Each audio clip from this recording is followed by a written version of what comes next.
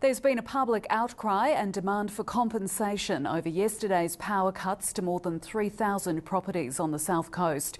Businesses are angry they weren't given any notice on one of the holiday region's busiest days of the year. ETSA Utilities says it's developing an early warning system that will give people a heads up on planned power cuts. Leah McLennan reports. Lights, fridges, ovens and tills went dead just before the holiday lunchtime rush. It meant that we had to close our shop for 4 hours, which obviously in the peak time of year is not ideal. We would throw trays and trays and trays and trays of baked items, and part-baked items and unbaked items. ETSA says it cut power to prevent the risk of fire from trees falling on live power lines in high winds.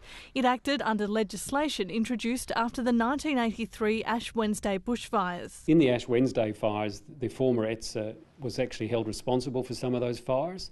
In the Black Saturday, there's been about 5 fires attributed to electrical infrastructure. Businesses want compensation for lost trade and produce. Someone has to be made accountable because we wait all year for this. This is the busiest week of our year. ETSA says no compensation will be paid. We've actually undertaken actions according to legislation. It will be silly to put legislation in place and then say, but if you actually take this action, then you'll be up for compensation claims. Businesses say the lack of warning is the main issue. The frustration is that we had no notification.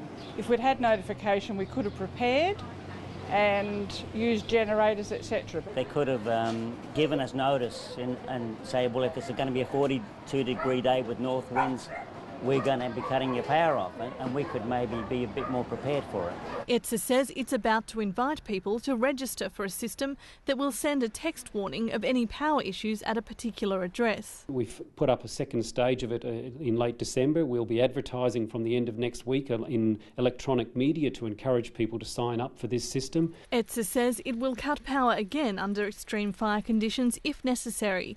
Leah McLennan, ABC News, Adelaide.